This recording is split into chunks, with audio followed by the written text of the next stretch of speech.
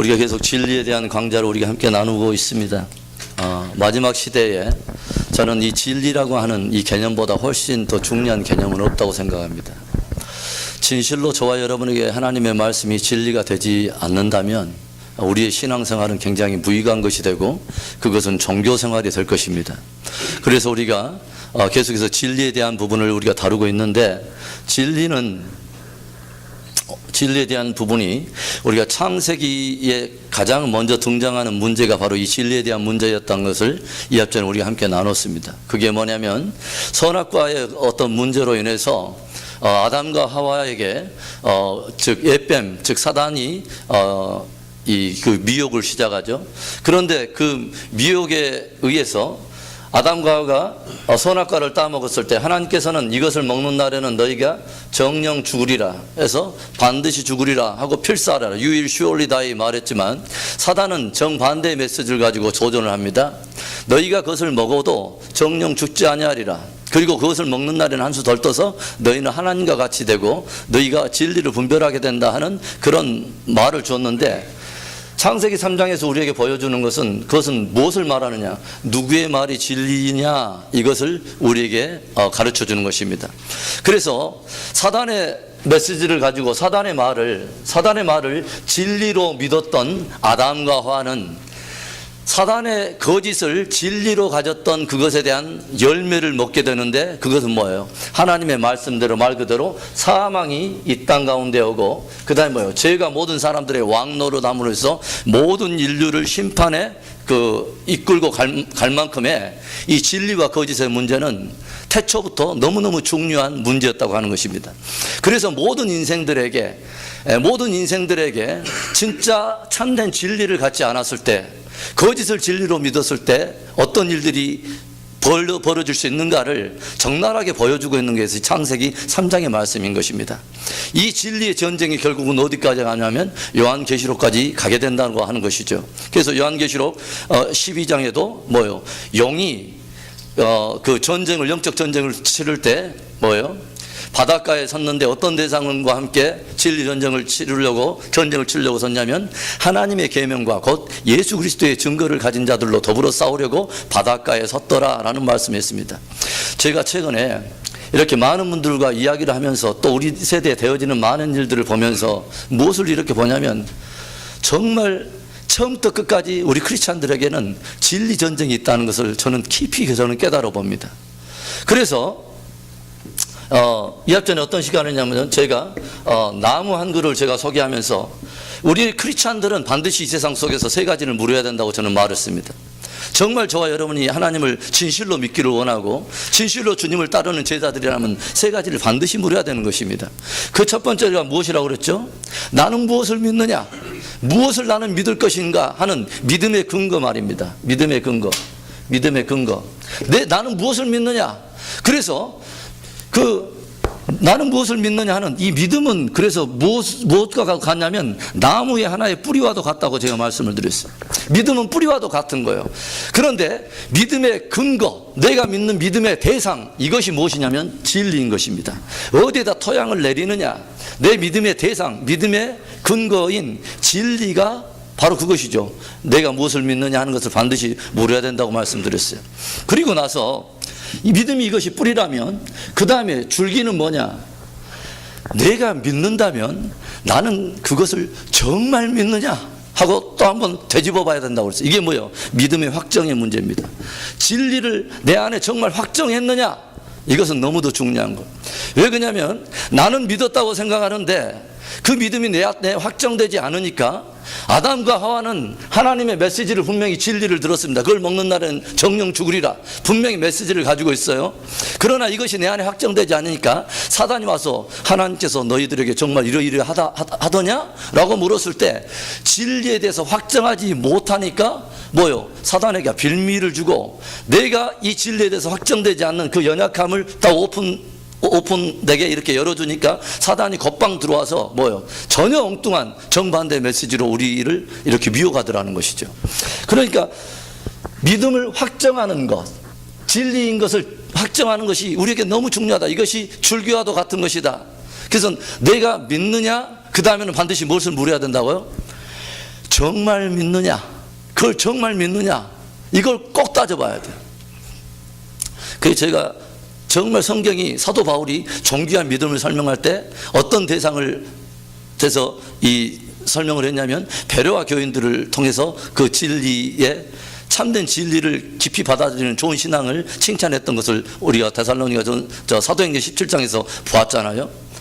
그러니까 사도 바울은 어련히 사도 바울이 성경의 박시하고 가말리엘 문화성으로서 뭐냐면 율법에서 정통한 사람이고 모든 어떤 그 우리가 알다시피 교회들에게 구원에 필요한 것 앞으로 또 종말에 대한 이런 모든 것들을 신학적인 모든 것들을 집대성한 사람이니까 그 사람이 교회에 와가지고 개척을 하고 어떤 말씀을 전할 때 모든 성도들은 당연히 어련히 알아서 하려고 하고 모든 사람이 그의 말을 전하니까 데살로니가 성도들은 사람의 말로 듣지 않냐고 하나님의 말씀으로 들었더라 하고 이 신앙도 굉장히 고귀한 건데 사도 바울은 그 신앙을 칭찬한 것이 아니라 어떤 사람을 칭찬하냐면 그 다음에 베레아 교회 성도들한테 가서 복음을 전했더니 그 사람들은 뜨거운 것은 없는 것 같은데 보니까 어떤 말씀을 딱 가지고 여러분 믿습니까 하니까 그 사람들은 별로 찌찌무지간한 반응한 것 같은데 집에 가서 그걸 가지고 정말 그러한가요? 사도 바울의 말이지만 권위의 이름에다 모든 것을 믿지 않고 그 권위 사도 바울이니까 어련히 알아서 하려고 하는 그런 차원에서 신앙이 아니라 그것을 집에 가지고 가서 진짜 그러한가 해서 날마다 성경을 상고하더라 이 말. 그런데 진짜 좋은 신앙은 어떤 신앙이냐면 누가 어떤 말을 전하더라도 그걸 가지고 집에 가서 정말 그러한가 해서 성경에 입각해서 내 안에 믿음을 확정하는 신앙이 좋은 신앙이라는 거예요. 할렐루야. 그래서 첫 번째는 나는 무엇을 믿는가 하는 것을 반드시 저와 여러분들을 꼭 물어야 되고 그 다음에는 내가 믿는다면 정말 나는 그것을 믿는가 하는 다시 한번 컨펌을 하는 그 은혜가 우리 안에 있어야 된다는 거죠. 우리 안에 컨펌하지 않으면 사단이 틈타서 우리 진리를 가지고 있는 그 마음을 미워가는 것이죠. 그 다음에 우리가 확정했다면 내가 정말 믿는다면 믿어도 그냥 믿는 게 아니라 정말 믿는다면 그 다음에는 How do I know? 그것을 내가 어떻게 아는가? 내가 정말 믿는다는 것을 어떻게 아는가? 내 속으로 나는 믿습니다 한다고 해서 그것을 아는가? 그게 아니라는 거예요. 신앙의 원리에서는 그게 아니라는 거예요. 내가 정말 믿는다면 그것이 뭐냐면 내가 믿는 바대로 무엇이 나와야 되냐면 이게 뭐냐면 열매 말입니다. 열매. 이 열매가 있을 때 반드시 우리가 믿는 바는 반드시 외적인 우리의 행동과 삶에 반드시 반영되게 되어 있습니다. 그래서 나는 분명히 이 진리를 가지고 있다고 믿는다고 생각했는데 실제로 어떤 상황이 딱 벌어졌는데 그 진리대로 행하지 않고 다른 것에 내가 엉뚱하게 반응하면 실제적으로 내 안에 가지고 있는 진리가 그것이 아니라 나는 그걸 진리라고 가지고 있는 줄 알았는데 내가 반응하는 그것을 내가 잠재의식 속에 더 신뢰하고 내가 컨펌하고 있었다고 하는 것을 그대로 반영한다는 거예요. 그래서 우리는 굉장히 중요한 것을 우리는 성경이 도전한다는 것을 알게 돼요. 주님의 품성은 우리가 두 가지 품성으로 우리가 정확히 그 퍼펙트한 어떤 그 인격과 그 성품을 가지고 있는데 주님을 우리가 말할 때 뭐라냐면 우리가 그의 영광을 보니 뭐요? 독생자의 영광이요. 그 다음에 뭐요? 은혜와 무엇이 충만하더라? 진리가 충만하더라. 주님은요 은혜의 주님이면서 진리의 주님이세요. 믿습니까? 주님은 은혜의 주님이면서 진리의 주님이에요. 그런데 많은 사람들이 신앙생활을 해가면서 은혜의 주님에게는 반응해요. 너무너무 좋은 거예요. 예. 그런데 진리의 문제를 가지고 주님이 도전하실 때는 그 부분은 반응을 안 하려고 그래요. 이것은 굉장히 좀 불완전한 굉장히 사실은 위험한 신앙이라고 말할 수 있어요. 왜 그러냐면 주님께서는 은혜의 주님이기도 하면서 진리의 주님이시기 때문에 오늘 이제 우리가 함께 짓기를 원하는 말씀이 지금 그 말씀이에요. 제가 여러분들에게 말했지만 내가 진리라고 붙들고 있는 그것에 따라서 사람은 살게 돼 있어요. 그리고 내가 진리라고 붙드는 그것에 대한 열매를 내가 그 결과를 나는 감당해야 됩니다. 그것이 성경이 말하는 거예요. 그래서 오늘 에레미야 5장에는 어떤 말씀이 나오냐면 우리가 에레미야를 눈물의 선지자고 말하는데 에레미야가 우리가 잘 알다시피 에레미야는 마지막 예루살렘과 이스라엘이 바벨론에 의해서 얼마 안 있으면 이제 침략을 당하고 북방에서 기울어진 가마솥처럼 이스라엘이 풍전등화 에레미야처럼 굉장히 위기 가운데 있는 바로 그 상황에서 지금 에레미야가 계속 눈물로서 이스라엘 백성들에게 계속 호소하고 있는 메시지가 지금 에레미야 말씀 아닙니까? 그런데 에레미야 여러분 5장 1절에 이런 말씀이 있습니다. 에레미야 5장 1절을 우리 한번 봅시다. 우리가 지금 5장 30절 31절을 봤는데 5장 1절의 말씀 우리 함께 읽습니다. 시작. 너희는 예루살렘 거리로 빨리 왕래하며 그 넓은 거리에서 찾아보고 알라. 너희가 만일 공의를 행하며 진리를 구하는 자를 한 사람이라도 찾으면 내가 이 성을 살리라. 지금 어떤 말을 하냐면 에레미야가 야 예루살렘 거리로 빨리 왕래해서 넓은 거리에서 찾아보고 만일 공의를 행하고 진리를 구하는 한 사람을 찾으면 내가 이 성을 살리라고 말을 했습니다. 이 말씀이 왜 지금 이스라엘 백성들한테 굉장히 놀라운 경고가 되느냐? 이스라엘 백성들은 예배를 안 드렸던 사람이 아닙니다. 이때까지도 이 사람들은 끊임없이 율법을 쫓아 예배를 드려왔고 그 다음에 절기를 지켜왔던 사람인데 이 사람들한테 지금 이 경고를 하는 거예요. 안 믿는 세상 사람들이 하는 게 아니라 믿는 예루살렘 그것도 성전을 중심으로 생활하는 그 사람들한테 야, 이 성을 빨리 행해서 공의를 행하고 진리를 구하는 사람 한 사람이라도 찾는다면 내가 이 성을 살리라. 지금 그러면 한번 물어볼게요. 예루살렘 가운데 진짜 진리를 구하고 공의를 행하는 사람이 있다는 말입니까? 없다는 말입니까? 없다는 말입니다. 그런데 이 사람들은 그렇게 생각하지 않고 있다는 거죠. 그렇게 생각하지 않고 있다는 것이 우리에게 큰 도전이 되는 것입니다. 제가 어제 저녁에 어디 가서 어떤 집사님들하고 우리 교회 말고 다른 교회 어떤 집사님들하고 대화를 나눴어요. 그리고 제가 이 진리에 대한 문제를 깊이 제가 말씀을 드렸어요. 마지막 시대 너무 중요합니다. 진리에 내가 바로 서 있다고 하는 것이 마지막 시대는 최고의 축복입니다. 정말 하나님의 말씀이 내 안에 진리가 되고 나를 움직이는 처음과 마지막의 결론이 되는 그 사람이 마지막 시대를 승리하는 것입니다. 그 옛뱀 사단이 마지막 시대까지 교회와 성도들 공략할 때 그 안에 하나님의 계명과 예수의 증거를 가진 자들로 더불어 싸운다고 그랬는데, 그런데 만약에 사단이 누군가 어떤 대상을 싸우려고 하는 그 대상이 하나님의 계명과 예수를 증거를 가지고 있어야 싸우는데, 믿는 사람들 안에 하나님의 계명과 예수의 증거를 가진 사람들이 없다면 사단은 성도들하고 싸울 필요가 없어요. 제가 지금 무엇을 말씀하려고 하는지 아세요? 정말 하나님의 은혜에 반응한 사람 너무도 많은데 진리가 우리를 도전할 때는 그것에 반응한 사람이 드물다고 하는 것이죠. 그래서 오늘 저와 여러분들이 이 부분을 이제 좀 짚고 들어가기를 원하는데, 지금 우리 시대에 보면은 굉장히 전운이 감돌고 있어요. 미국, 그것도 뭐냐면 작은 어떤 국소국가나 아프리카의 어떤 부족들이 전쟁이 아니라 지금은 이제 대국들이 서로 막 굉장히 서로 갈등하는 시대에 우리가 살고 있잖아요. 미국과 일본이 은근하게 대치를 하고 있고, 미국과 중국이 서로 핵무기를 또 막 이렇게 또 더 개발하고 항공모함을 막 띄우면서 어디를 배치한다는 등 어떤 그 주도권 싸움 말입니다. 중국과 또 일본이 센카쿠 그 열도 거기 막 주도권을 놓고 서로 막 갈등하지 않습니까? 그런데 성경에는 그것보다 더 하러블하고 더 쇼킹한 일이 있다는 거예요. 하나님이 볼 때는 그것보다 훨씬 더 아주 치열한, 그것은 사람을 인명으로 살상해서 죽이지만 한 영혼을 영혼까지 파멸시킬 수 있는 엄청난 교회에 찾아오고 있는 전쟁이 우리에게 있다는 것이죠. 그래서 오늘 5장 30절 31절에서 뭐라고 말했어요? 이 땅에 기괴하고 놀라운 일이 있도다. 영어로 뭐라 합니까? horrible and shocking thing이 있어요. 충격적인 일이 있다는 거, 두려운 일이 있다는 거예요. 무서운 일이 있다는 거예요. 네? 하나님의 볼 때 말이죠. 그것은 뭐냐면은 지금 이스라엘 백성 가운데, 이 땅 가운데 엄청난 이런 무섭고 두려운 일이 지금 일어나고 있다. 어떻게 믿는 사람들 가운데 이런 일이 있을 수 있습니까? 라고 생각했던 그 일이 역사 속에 있었다 라고 지금 말하면서 뭐라고 하냐면, 그러면 그 무서운 일이 뭐냐면 31절의 말씀이에요. 뭐예요? 선지자들은 거짓을 예언하며 제사장들은 자기 권력으로 다스리며 내 백성은 그것을 좋게 여기나니 너희가 결국에는 어쩌라고 그러느냐, 지금 이 말입니다. 그러니까 하르바라고 쇼킹 땡이 무엇이었냐면, 선지자들은 거짓을 계속 예언하고 있고 제사장들도 자기 권력으로 백성들을 의무적으로 다스리는데 백성들은 그것을 좋아하더라는 것이죠.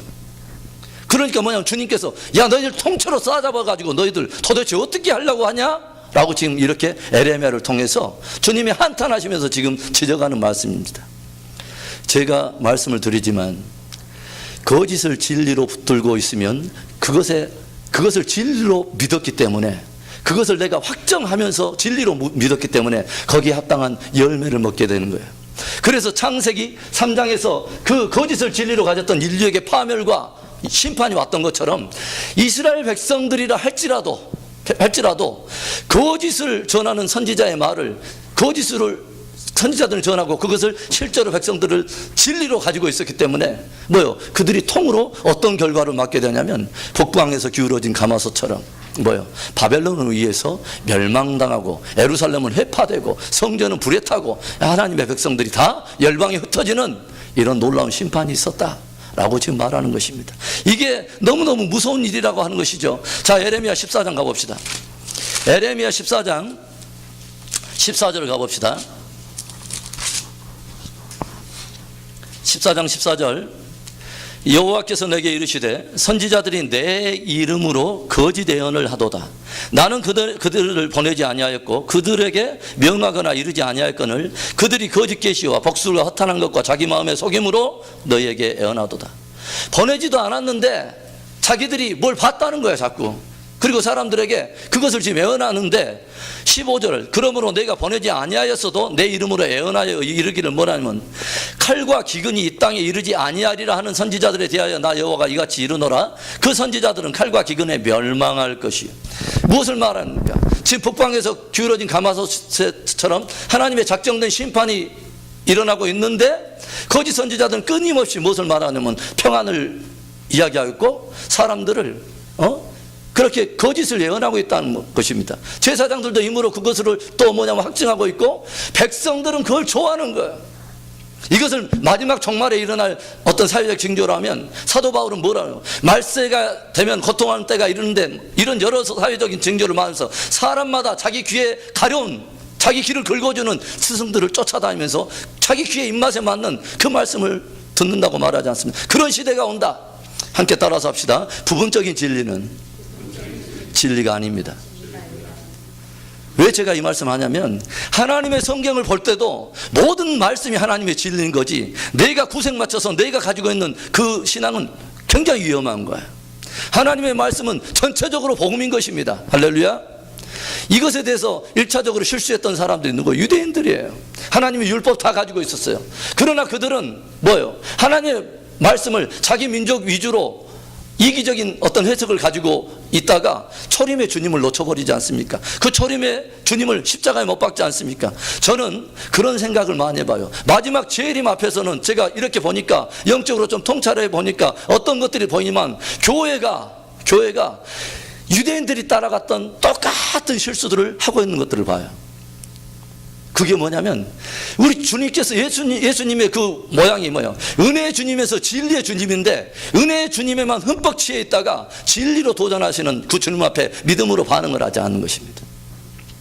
그리고 이 놀라운 이 일, 주님께서 볼 때는 하나님을 믿는 백성들 안에 일어나고 있는 굉장히 하루바라고 샤킹 띵은 뭐냐면 그 거짓 예언을 진리처럼 다 붙들고 있단 말이에요. 그리고 주님은 그것을 보면서 뭐라 하냐면 너희가 결국에는 어쩌려고 그러느냐 하고 주님의 마음을 담아서 오늘 지금 예루살렘을 향해서 하나님을 그렇게 잘 섬겨왔고 성전을 중심으로 그렇게 예배를 드렸고 절기를 드렸고 하나님 앞에 끊임없이 아침 점심 저녁 소제를 드렸던 하나님의 백성이라고 하는 이들에게 지금 말하는 거예요.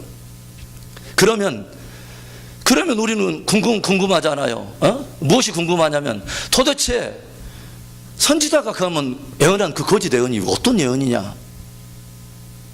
여러분 궁금하지 않아요? 안 궁금해요?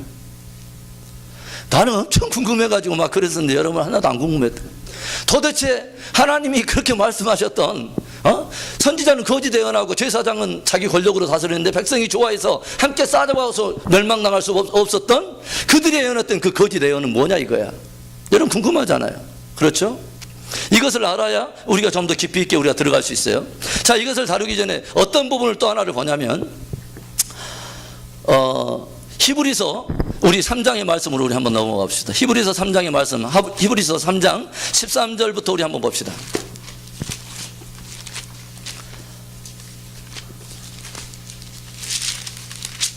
우리 이 말씀을 듣는 저와 여러분은 복이 있는 줄로 믿습니다. 저도 신앙생활에 대해서요, 최근에 다시 한번 점검해 보고 있어요. 제가 알고 있는 어떤 목사님이 최근에 어떤 간증을 하나 올린 게 있어요. 그 교회가 굉장히 뜨거운 교회예요. 하나님 사랑하고 너무너무 그렇게 축복된 교회고 성도들이 정말 기도 열심인 교회고요. 그런데 오해는 하지 마세요, 여러분. 그분이, 그 목사님의 어떤 간증의 이야기니까. 그런데 그 교회에 죽었다가 2번 살아나신 집사님 한 분이 계셨어요. 그런데 이분이 파리에 출장을 갔다가, 파리에서 출장을 갔다가 그 파리 박물관에서 최후의 심판 그 그림 앞에 딱 서 있다가 그 숙소로 돌아와서 일을 보다가, 그런데 하나님께서 오픈 비전으로 열어서 이 집사님을 통해서 뭔가를 보여줬습니다. 충격적인 뭔가를 하나 봤습니다. 그리고 이 집사님은 잠을 이룰 수 없어가지고 밤새 잠도 못 자고 함께, 그 부인 집사님이 뭔 일이냐고 함께, 지금은 뭔 말하고 싶지 않다고 두려워하면서 떨면서 그 하룻밤을 지내고 나서, 근데 그 집사님이 그 다음날 똑같은 또 그 오픈 비전으로 또 그 환상을 봐요. 그래가지고 이분이 돌아와가지고 자기 교회 와가지고 그 목사님한테 그 말을 들려준 것을 이분이 간증을 하면서 그 강의를 하는 것을 제가 들었어요. 그분이 무엇을 봤냐 그러면 뭘 봤느냐, 그 자기들 성도들 가운데 부부가 지옥으로 떨어지는 것을 본 거예요. 부부가. 그런데 이 집사님이 왜 충격이었냐면 자기가 그들을 너무 잘 알고 있다는 거죠. 그 사람들처럼 신실하게 신앙생활 하는 것이 없는 것처럼 보이는 그 사람들이 그렇게 하고 있는데, 환상 속에서는 남자가 혼자 지옥 가기 싫어서 여자의 머리끄러기를 잡고 같이 가고 있더라는 것이죠. 그러면서 그 목사님 말씀을 하시는 거예요. 뭐라고 하냐면, 목사님, 제가 이 말씀을 여러분들에게 들려드리는 것은, 저도 하나님 앞에 서야 될 사람이고 여러분도 하나님 앞에 서야 될 것인데, 서로가 하나님의 진리 앞에서 직무유기를 하지 않는 그런 정말 좋은 믿음을 갖기 위해서 이 말씀을 드리는 것입니다 하고 그 목사님이 이렇게 강의를 하시는 걸 제가 들었어요. 제가 많은 생각을 해봅니다. 저와 여러분들도 분명히 신앙인들이고 결국은 하나님 앞에 설 사람인데, 하나님의 진리가 무엇이라고 말하는가를 우리는 정말 직면해야 돼요. 여러분들이 신앙생활 하면서 목사님이 어떤 말을 하든지 누가 어떤 말을 하든지 항상 여러분들은 지금부터는 뭘 해내야 되냐면, 그 말씀을 가지고 성경이 정말 그렇게 말씀하는가를 반드시 가지고 성경이 말하는 그 진리를 여러분 갖고 있을 수 있기를 축원합니다. 그 사람이 복 있는 사람. 네. 성경이 진리인 거예요. 성경이 분별의 기준인 것이요. 그런데 보세요. 창세기 3장에서 진리 문제로 인해서 결국은 온 세대가 다 무너져 버렸던 걸 보여줍니다. 그러면 우리가 광야의 1세대는 무엇 때문에 무너졌을까요? 광야의 1세대는 광야에서 40년 동안을 뺑뺑이를 돌다가 축복의 땅에 한 평도 약속의 기업을 찾지 못하고 다 엎드러져 버렸습니다. 2세대는 들어갔어요. 그럼 1세대가 무너진 이유가 있을 거 아닙니까? 1세대가 무너진 것이 그들이 예배가 없어서 무너졌을까요? 아니에요. 광야에서 그 사람들은 법궤를 가지고 절기를 지키면서 끊임없이 예배 속에서 그 사람들은 다녀왔던 사람들이에요. 그런데 그 사람들이 무너졌던 이유가 뭐냐 이거예요. 광야의 1세대가 무너졌던 건 뭐예요? 신앙의 원리를 보면 재밌습니다. 이스라엘 백성들이 400년 동안 종살이 하다가 무엇을 하냐면 6월절의 사건으로 보혈의 능력이라고 말씀드렸죠. 아무런 공로가 없는데 하나님께서 강권적으로 첫 번째 애굽의 모든 장자들을 치실 때 임방과 설주에 어린 양의 피를 바름으로 인해서 하나님이 값없이 구원을 이끌어내십니다. 그래서 보혈의 능력으로 은혜를 받고 구원을 받은 이스라엘 백성들이 어디를 지나가냐면 홍해를 지나가죠. 홍해는 무엇을 말한다고 그랬죠? 옛사람의 죽음을 말한다고 그랬어요. 그러니까 뭐냐면 보혈의 능력과 십자가의 은혜 속에서 우리는 철저하게 은혜로 말미암아 구원을 받았습니다. 할렐루야. 그런데 은혜를 받아서 구원을 받았는데 그 다음에 은혜를 받고 구원을 받은 백성들이 광야에 튀어나왔을 때 이 사람들이 어떻게 살아야 할 것인가? 하나님의 구원받은 백성, 은혜로 말미암아 믿음으로 말미암아 구원받은 백성은 이렇게 살라고 주신 것이 뭐냐면 진리 문제인 것입니다. 그게 뭐냐? 시내산에서 그들에게 율법을 주신 것입니다. 그런데 이 율법을 주셨어요. 그런데 율법에는 세 블럭이 있어요. 어떤 거냐면 하나는 제사에 대한 말씀들입니다. 그 다음에는 절기에 대한 그것이 있고, 그 다음엔 삶의 규례에 대한 도덕법이란 게 있어요. 그런데 이 세 가지를 이렇게 보면은 우리는 제사를 드리지 않습니다. 이제는. 왜 그러냐면 모든 제사, 구약에 등장하는 모든 제사는 예수님께서 더 이상 반복적으로 드릴 필요 없이 단번에 그분이 다 끝내버렸기 때문에 우리는 제사를 드리지 않아요. 뭐냐면 막 양 잡고 때려잡고 이러지는 않아요. 그렇죠? 제사 문제를 주님께서는 완전히 해결해 버리신 것이죠.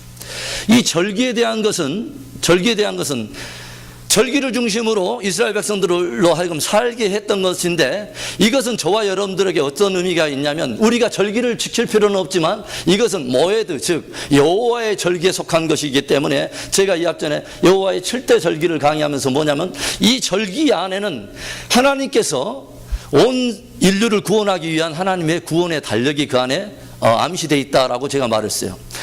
이스라엘은 유월절, 그 다음에 오순절, 초막절이라고 하는 3대 절기가 있는데, 봄절기는 무엇과 관계가 있냐?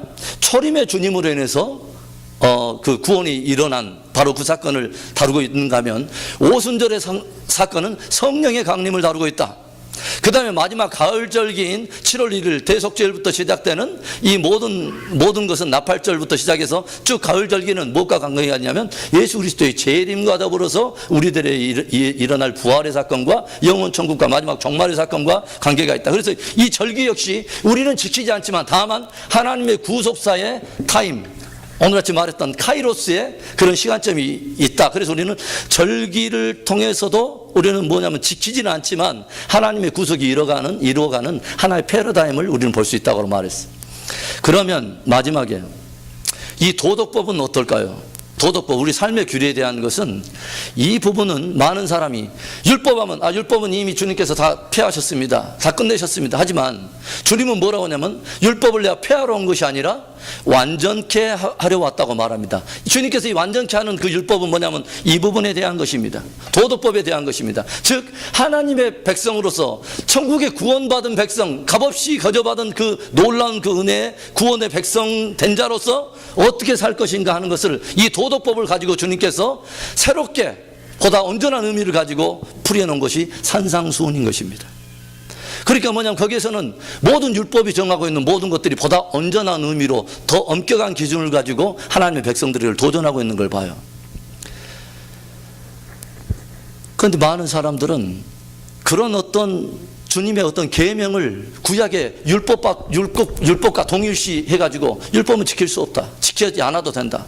그리고 뭐냐면 이것에 대해서 걸리는 진리 문제에 대해서는 굉장히 가볍게 생각해요. 저는 오늘날 교회가 굉장히 저는 위험하다고 생각합니다. 뭐냐면 진리의 문제에 대해서 반응을 하지 않는다는 것입니다. 은혜에 대해서는 굉장히 반응하는데 진리에 대한 열매 말입니다. 주님께서 얼마나 중요하면 십자가에 달리시기 전에 제자들과 남은 교회들을 위해서 그 대사장적인 기도의 핵심이 뭡니까? 아버지여, 진리로 저희를 거룩하게 하옵소서. 저와 여러분은 다시 한번 하나님의 말씀을 깊이 한번 묵상하고, 나는 정말 그 진리를 믿는가? 정말 믿는다면 그것을 내가 믿는다는 것을 How do I know? 나는 어떻게 아는가 하는 것을 가지고 주님이 보기를 원하는 것은 열매인 것입니다. 할렐루야. 열매를 맺어야 돼요. 예, 마지막 시대 관건은 열매입니다. 이건 제 말이 아니에요. 주님은 정확히 말씀하고 계세요. 많은 사람들이 이런 이야기하면 목사님 뭐 행위구원이 천만의 말씀. 여러분 사단에게 속지 마세요. 그러지 않아요. 주님은요 은혜의 주님이면서 진리의 주님이세요. 진짜 은혜가 되는 것은 그 근거는 뭐냐면 진리에서 오는 다 은혜들이에요. 할렐루야. 그렇다면 믿음으로 말미암아 구원 얻는 것도 진리지만, 그 얻는 그 믿음 위에서 내가 합당하게 맺어야 될 그 열매도 진리가 말하는 우리에게 던져주는 복음이라는 걸 절대 잊어서는 안 돼요. 자, 그러면 우리가 이제 봅시다. 히브리서 3장 좀 길어졌는데요. 1세대가 왜 망했냐 이거죠. 왜 멸망했느냐. 3장 자 13절부터 보겠습니다. 13절에 오직 오늘이라 일컫는 동안에 매일 피차 권면으로 너희 중에 누구든지 죄의 유혹으로 강팍해 됨을 면하라. 우리가 시작할 때 확실한 것을 끝까지 견고히 잡으면 끝까지 견고히 잡는단 말이 굉장히 많이 등장해요. 그리스도와 함께 참여한 자가 되리라. 성경에 일렀으되 오늘날 너희가 그의 음성을 듣거든 노하심을 격동할 때와 같이 너희 마음을 강팍해 하지 말라 했으니 듣고 경록히 하던 자가 누구뇨? 모세를 쫓아서 애굽에서 나온 모든 이가 아니냐.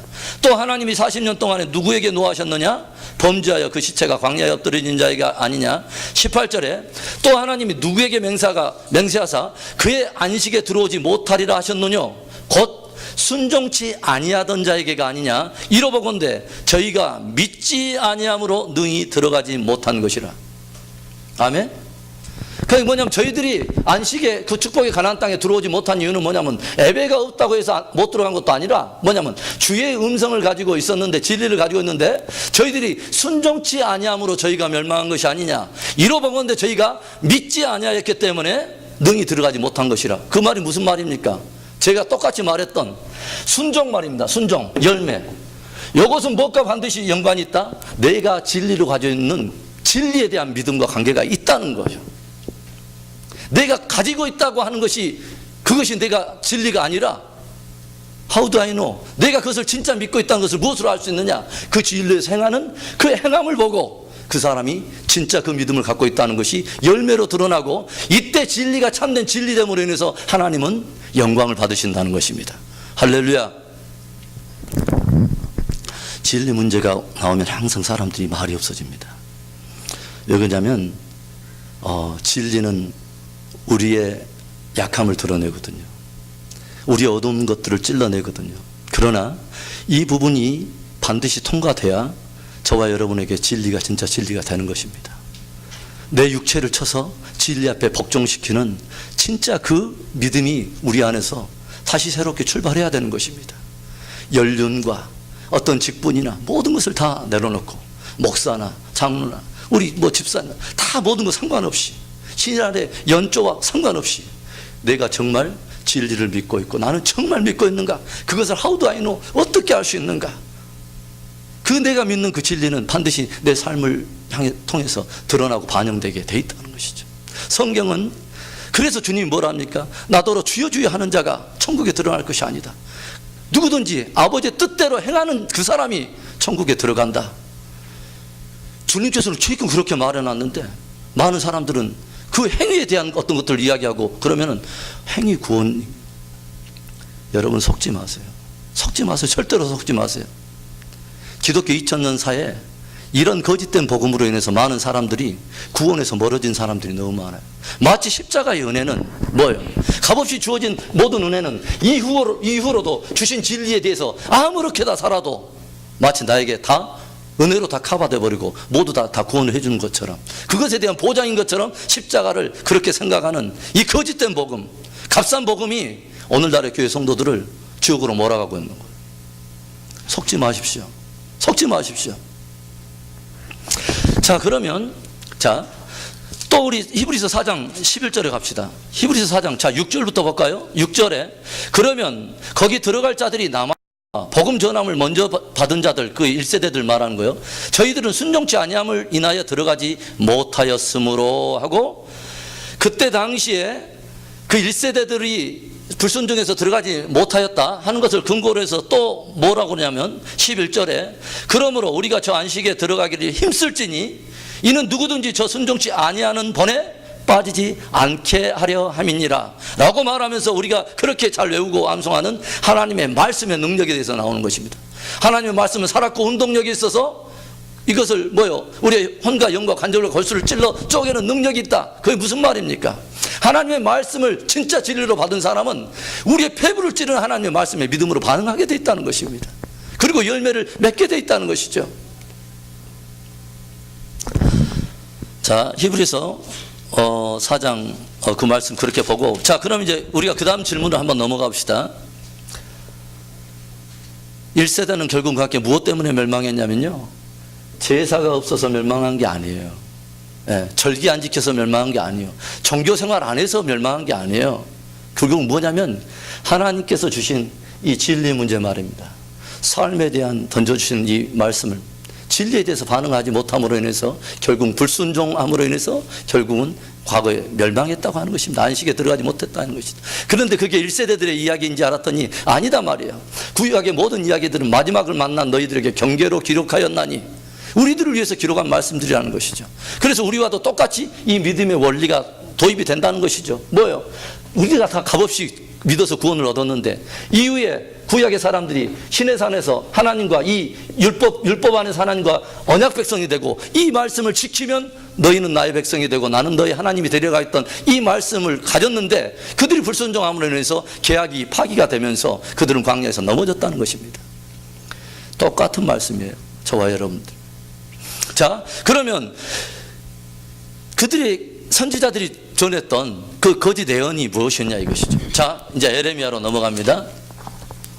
에레미야 7장을 넘어가고 있습니다. 에레미야 7장. 에레미야 7장 1절부터 제가 천천히 읽어봅니다. 여호와께로서 에레미야에게 말씀이 임하니라. 하나님의 말씀입니다. 너는 여호와의 집 문에 서서 이 말을 선포하여 이르기를. 지금 누구에게 지금 그렇게 말하냐면 그 다음에 여호와께 경배하러 이 문으로 들어가는 유다인아 다 여호와의 말씀을 들으라. 그게 뭐냐면 지금 예루살렘 성전에 드나드는 유대인들을 대상으로 지금 이 말씀을 들려주라는 거죠.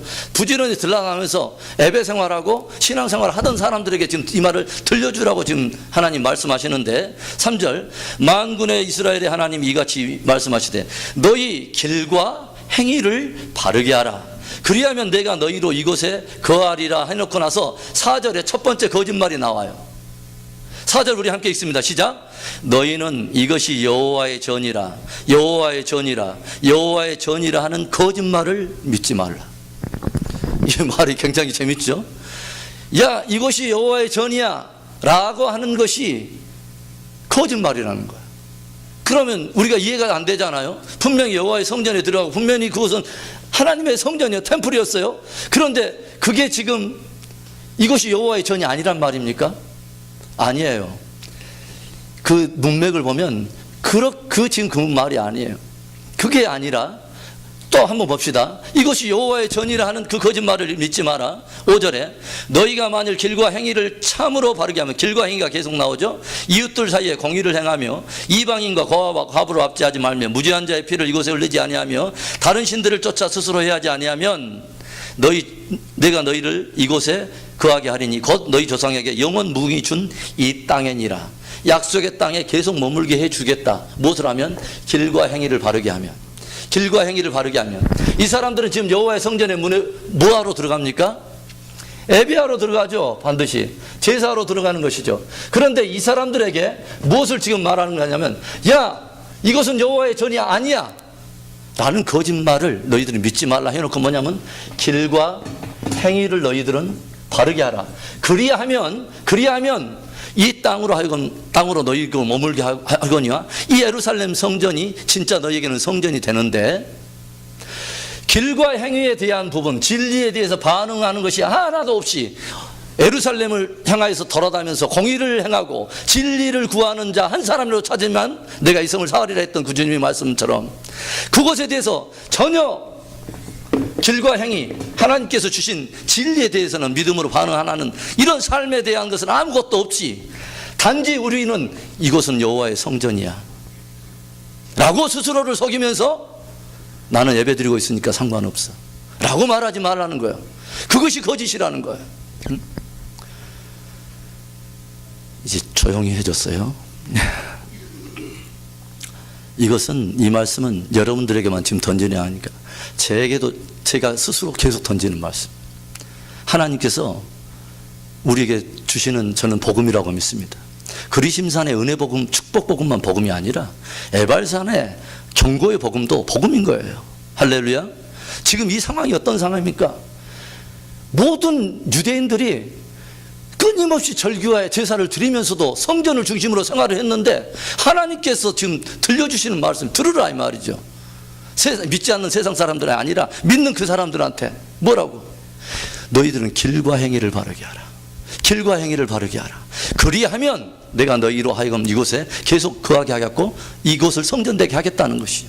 그것 없이 단지 너희가 이곳은 여호와의 성전이니까, 나는 성전 중심으로 생활해 왔으니까, 나는 여기서 예배해 왔으니까 라고 스스로를 속이는 거짓에 속지 말라는 것입니다. 그리고 그렇게 거짓 선지자들이 예언을 한다면, 여러분은 지금 예배 드리고 있으니까 앞으로의 어떤 남은 삶이나 어떤 일주일의 남은 삶이 엉망으로도 여러분들 여기서 예배만 드리면 괜찮습니다라고 말하는 그 거짓 예언을 믿지 말라는 거야. 그 말은 무슨 말이냐면, 우리가 하나님께 돌아오되 주님은 전심으로 돌아오라는 거예요. 할렐루야. 전심으로 돌아오라는 거예요. 진리 문제는 그렇게 어떤 사람의 농담 따먹게 하듯이 그렇게 돌아온 게 아니에요. 왜 그 사람이 진짜 삶이 어떤 것에 대해서 회개했는데 또 나가서 일주일 뒤에서 또 하고, 또 다시 회개했는데 또 나가서 반복된 것에 계속 매여 있고, 그것은 심각하게 생각 한번 해봐야 돼요. 내가 정말 하나님의 진리를 생명처럼 여기고 이 진리 앞에 내가 내 모든 것을 삶을 쳐서 복종할 의지가 있는가 깊이 한번 생각해 봐야 돼요. 그리고 그럼에도 불구하고 내가 진리 앞에 내가 내 삶을 복종할 때 하나님의 능력은 여러분 속에 드러나는 거예요. 그때 하나님의 말씀이 우리의 간절과 영광과 절수를 쪼개서 하나님이 그 말씀의 능력이 얼마나 놀라운가를 우리에게 증거해 주시는 것입니다. 할렐루야. 길과 행위를 바르게 하라. 얼마나 귀한 말씀인지 몰라요. 이곳이 여호와의 전이라. 여호와의 전이라. 여호와의 전이니까 괜찮다는 거야. 너희들이 그게 들어왔으니까 괜찮다는 거야. 그러니까 우리가 성전을 중심으로 예배 생활해도 주님의 말씀은 뭐예요? 야, 나는 은혜의 주님이면서 진리의 주님이야. 너희가 믿어서, 은혜로 말미암아 그에 믿어서 우리는 구원을 받았어. 그러면 이 똑같이 보혈과 홍해 이 모든 사건을 우리로서는 이룰 수 없는 것을 주님이 그리스도 안에서 모두 끝냈어. 그러면 그 놀라운 영광의 그 구원을 받은 자로서 이제는 너희는 진리에 대해서 어떻게 반응할 것이냐. 1세대 광야에서 무너졌다. 너희들을 위한 경계로 기록해줬다. 그래서 뭐냐면 이 성전을 드나드는 저와 여러분의 오늘에게 똑같이 에레미야를 통해서 주신 말씀처럼 하나님께서 저를 통해서 나 자신도 듣고 여러분도 들으라고 이 말씀을 주신 거예요. 너희들의 길과 행위를 바르게 하라. 진짜 진리가 진리되도록 한번 곰곰이 생각해 봐라, 이 말이죠. 자, 그 다음에 또 하나 이제 두 번째 거짓말이 있다는 거죠. 자, 7장 7절까지 제가 읽었습니다. 그 다음에 8절을 보세요. 너희가 무익한 거짓말을 의뢰하는도다. 거짓을 붙들고 있다는 것이죠. 너희가 도적질하며 살인하며 간음하며 거짓 맹세하며 바알에게 분향하며 너희 알지 못하는 다른 신들을 쫓으면서 내 이름으로 일컬음을 받는 이 집에 들어와서 내 앞에 서서 이르기를, 뭐라고 하냐면 우리가 구원을 얻었나이다 하느냐, 이는 이 모든 가증한 일을 행하려 함이로다. 두 번째 거짓말이라면 우리는 구원을 얻었나이다. 거짓말이라는 거. 누가 너희에게 구원을 준다고 했냐 이 말이죠. 그럼 주님께서 믿어 구원을 받는 주님의 복음이 잘못됐다는 것입니까? 그 말은 아니죠. 그게 아니에요.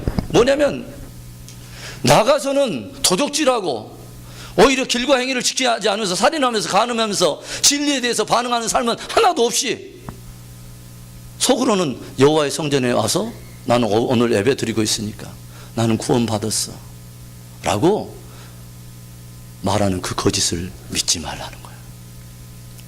그렇게 누군가가 선언한다면 그 선지자의 거짓 예언도 믿지 말라는 거예요.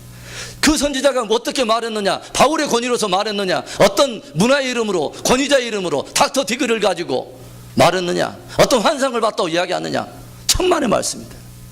성경이 그렇지 않다고 말한 것은 그렇지 않은 거예요. 성경이 그렇다고 하는 것은 그것이 그런 거예요. 그건 말이에요. 우리는 구원을 얻었나이다. 그래서 나가서는 전혀 뒷구멍으로는 다른 짓 하고 있다가 뭐요? 와서 하나님 앞에서 예배를 드리는데 전심으로 마음에 할례가 없이 정말 하나님을 섬기기를 원하고 기꺼이 대가를 지불하면서 따르려고 하는 그것이 없이 그 순간에 다른 것으로 하나님 달래보겠다는 거예요. 예배 생활 하는 거 잘하는 거예요. 나와서 예배 드리는 거 잘한 거예요. 그러나 주님은 온전한 예배를 원하세요. 온전한 예배. 할렐루야. 은혜의 주님일 뿐만 아니라 주님은 진리의 주님이신 거예요. 이것을 잘 생각하라는 거예요. 예? 그러면서 이 말이 나오죠. 11절에 내 이름으로 일컬음을 받는 이 집이 너희 눈에는 도적의 구렬로 보이느냐? 보라, 나 곧 내가 그것을 보았노라. 여호와의 말이니라. 야, 너희들이 나가서 에 대해서는 아무것도 반응하고 하나님이 금한 것을 마음껏 너희 마음대로 행하다가 그리고 와서 너희 가서 예배 드리면서 전심으로 하나님께 돌아온 것이 없이 회개함이 없이 애통하는 마음도 없이 여기서 나는 구원받았으니까 괜찮아. 십자가와 모든 것들이 다 모든 것을 커버해 줬으니까 끝났어. 하고 십자가의 그 은혜가 모든 그 다음에 죄악된 삶으로 가고 방탕과 탈선으로 가는 모든 것에 대해서 보장인 양 그것을 의지하고 너희가 스스로 나는 구원받았다고 그렇게 의지하고 있다면 누가 그 구원을 너에게 주겠다고 말하느냐 이 말이에요. 여러분, 누가 마지막 저와 여러분들에게 구원을 확정해줘요? 하나님이죠. 하나님. 우리 안에 진짜 하나님을 경외하고 두려움과 떨림이 있어야 돼요. 하나님을 알기를 너무 가볍게 여기는 거예요. 네. 어디 뭐 친구 수준도 아니고요. 네. 무슨 만화가의 어떤 무슨 뭐 이상한 뭐 개그맨의 뭐 한마디 하는 정도. 주님, 일부째 어디 미국 교회에서 유스그룹 애들이 그렇게 기도해요. 팍 보내고 나서 들어왔고, Oh Lord, I am sorry, thank you. 끝. 죄라는 게 그런 거예요. 하나님 앞에서. 주님께서 말해요. 너희가 두렵고 떨림으로 너희의 구원을 온전히 이루라. 주님은 분명히 이 복음이 가짜라는 말이 아니에요. 그러나 이 복음이 너희가 얼마나 영광스럽고 너희를 위해서 십자가에 못 박힌 그분이 어떤 분인가를 정말 안다면 그 영광이 너희를 위해서 십자가에 못 박혀 모든 것을 내어준 물과 피가 어떤 분이고 계시록에서 보고 이사야가 봤던 하나님의 영광을 보고 화로다 나여 죽게 되었도다. 천군 천사들이 감히 그분을 보지 못하고 날개를 흔들면서 거룩하다 찬양할 수밖에 없는, 참으로 두렵고 떨림으로 그 경배할 수밖에 없는 그분의 영광의 본체가 오셔서 우리들의 나의 죄를 위해서 십자가에 못 박였다면 그 못 박은 그 큰 영광의 그 은혜를 입은 너희가 어떻게 살아야겠느냐, 이걸 지금 말하는 거죠. 참된 복음을 가진 자 맞냐, 지금 그렇게 지금 말하는 것입니다. 저와 여러분은 이제부터 항상 어떤 삶을 살든지 또 어디에 행하든지 어떤 문제를 만나든지 우리는 항상 물어야 돼요. 정말 저와 여러분이 주님의 사람이라면 나는 성경이 무엇이라고 말하는가, 그것을 우리는 받아들여야 돼요. 그리고 내가 그것에 의해서 내가 찔림이 있고 상함이 있더라도 하나님 앞에 울어야 되는 것입니다. 하나님, 이 부분이 안 됩니다. 주님, 이 약함 풀어주세요. 고쳐주세요. 고치기를 원해하고 간절히 울어야 되는 것이죠. 이 진리가 찔림이 있을 때 뭐가 일어나요? 진짜 회심이 일어나잖아요. 오순절에 성령이 임하니까 어떤 일이 있냐면 복음을 그대로 말했어요. 베드로는 똑같이 복음을 말해. 뭐냐면 너희가 십자가에 못 박은 예수를 하나님께서 주와 그리스도가 되게 하셨느니라. 이게 복음의 핵심입니다. 너희가 십자가에 못 박은 그 예수가 주와 그리스도야. 이게 이 한마디가 복음이에요. 그런데 이 한마디가 성령으로 임하면서 무엇이 말했죠? 우리가 십자가에 못 박은 그분이 어떤 분인가, 이 영광이 그들에게 영광의 빛이 복음 안에서 비춰지니까 견딜 수가 없는 거예요. 견딜 수가 없어서 저희들이 찔려 가로되, 찔리면서 뭐라는 거야. 그리고 나서는 모든 사람들이 반응이 하나예요. 호시에로이드, 형제들아 우리가 어찌할꼬, 형제들아 우리가 어찌할꼬. 기독교는 분명히 기쁨의 종교예요. 그러나 재미의 종교는 아닙니다. 많은 사람들은 재밌으면, 평안하면, 기쁜 소리 해주면, 아니에요. 진짜 주님이 주고자 하는 것은 그 죄의 문제를 해결하고 진짜 본질적으로 하나님께서 그 죄의 문제를 처리해 주시면서 주시는 우리 안에 진짜 평강인 거지. 모든 것을 건성건성으로 덮어놓고 재미 무슨 추구하듯이 그것을 기독교라고 생각하고, 그러면서도 내가 구원받았다고 생각하고, 이것이 성전이라고 하는 거짓에 속지 말라는 거예요. 거짓을 붙들면 반드시 거짓의 열매를 맺게 된다. 그런데 이스라엘 백성들은 뭐예요? 하나님의 이 말씀을 듣고서도 누가 이단으로 몰립니까?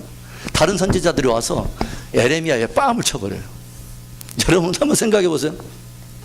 우리 교회에 모든 성도들이 한 200명 모였다고 생각합시다. 이건 뭐 우리 1년 안에 일어날 일이에요. 할렐루야. 주여. 1년 안에 일어날 일입니다.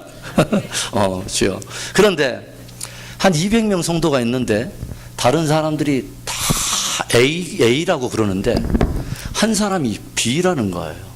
그러면 모든 사람들의 일반적인 경향은 다 당연히 누구의 말이 옳다고 생각하냐면 199명의 말이 옳다고 생각하고 한 사람의 말은 아닐 거라고 생각하는 거죠. 그런데 성경은 우리에게 끊임없이 뭘 보여주냐면 진리의 문제에서는 그렇지 않다는 걸 보여줘요. 1세대가 무너졌을 때 단 2사람만이 진리에 반응함으로 인해서 안식의 땅에 들어갔다고 하는 걸 보여줘요. 진리의 문제에서는 여러분 절대로 다수에 속지 마세요. 다수의 문제에 속지 마세요. 성경이 그렇다고 하는 거기에 권위를 두고 하나님 편에 서야지. 그게 참된 레위인이고 참된 선지자지. 다수를 몰려가지고 수 때문에 몰려다니면 마지막 시대는 낭패를 보는 거예요. 항상 성경이 저와 여러분의 마지막 결론이에요. 그래서 제가 여러분들에게 지금 성경 일독을 해가잖아요. 성경 일독을 해가면서 그냥 한번 읽었으니까 빨리 가서 사인 하나 하고 이 정도이 아니에요. 그 하나님의 말씀에서 조용히 묵상해 보세요. 이스라엘 백성들 하나님이 어떻게 다루시고, 그들은 구원받은 백성들이었습니다. 그럼에도 불구하고 그것이 어떤 길로 빠지게 됐고 그것에 대한 결과는 마지막은 뭐였는가. 성경은 처음에 창세기부터 기록한 모든 원리는 시대가 다 흘러가도 원리는 항상 똑같다고 제가 말씀드렸어요. 결국은 저와 여러분에게 주님은 뭘 말하냐면 진리에 대해서 반응하라는 것입니다. 은혜에서도 반응했느냐? 너희가 은혜 때문에 이것 때문에 기뻐했느냐? 진짜 그건 즐거워할 만하다. 이건 너무너무 영광스러운 거다. 그런데 그 영광을 가지고 너희들은 뭐냐면 그 영광에 합당한 진리의 삶을 살아가라는 것입니다. 자, 은혜는 죄를 지어도 좋다고 주신 것이 은혜가 아니라 이제는 죄와 싸워 이기라고 준 것이 은혜입니다. 할렐루야. 은혜에 대해서 오해하지 마세요. 은혜는 죄를 지어도 좋다고 주신 것이 은혜가 아니에요. 이걸 가지고 잘못 틀어놨고 영지주의자들이 뭐냐면 한 번 구원은 영원한 구원이고 또 뭐요? 우리의 영혼은 구원받았기 때문에 내 육체로 뭔 짓을 해도 상관없습니다라고 말해서 초대교회를 왕창 거짓 복음으로 물들었던 것처럼 초대교회를 흩어놨던 가장 이단 중에 최고가 영지주의자 아닙니까? 유대주의자이면서 또 영지주의. 유대주의는 극단 율법주의로 간 것이고 영지주의는 극단 자유주의로 가가지고 복음을 값싼 복음으로 만들어 놔버린 거예요. 그런데 이 복음이 마지막 시대에 우리 시대에 드러나고 있습니다. 교회에서 말입니다. 예루살렘 성전 문을 드나드는 바로 성도들 사이에서 이런 일들이 벌어지고 있다고 하는 거예요. 절대로 속지 마세요. 사도 바울이 뭐요? 절대로 속지 말라. 간음의 문제가 고린도 교회에서 터졌어요. 그런데 이것을 가지고 교회가 두리뭉실하게 넘어가면서 은혜로 하면서 넘어갑니다. 그러니까 사도 바울이 속지 말라 하고 말을 해요. 불의한 자나 간음한 자나 도색한 자나 우상숭배하나 도색한 자나 이런 자는 하나님의 나라를 유업으로 받을 수 없느니라. 구약시대 이야기 아닙니다. 사도 바울이 이야기했습니다. 요한계시록 사도 요한이 뭐라고 말합니까? 그 거룩한 성에는 이러한 자들이 없다. 이런 자들은 기업에 들어갈 수 없다라고 말하지 않습니까? 저도요, 마음속 깊은 곳에서는요, 여러분들에게 인기 있는 발언하고 싶어요. 그리고 따뜻한 말들 해주면서 막 긁어주고 싶어요. 그런데 진리 문제에서는 그렇게 하면 저도 죽고 여러분도 죽는 거예요. 그래서 혹시라도 설교를 듣다가 말씀을 듣다가 목사님의 말씀이 성경이 그러지 않는 것을 그렇게 간다고 싶으면 언제든지 저한테 말씀해 주시고 여러분도 저를 책망해 주세요. 전화해 주세요. 그래야 함께 우리가 사는 거예요. 할렐루야. 자, 오늘 여기까지 마치겠습니다. 기도하겠습니다.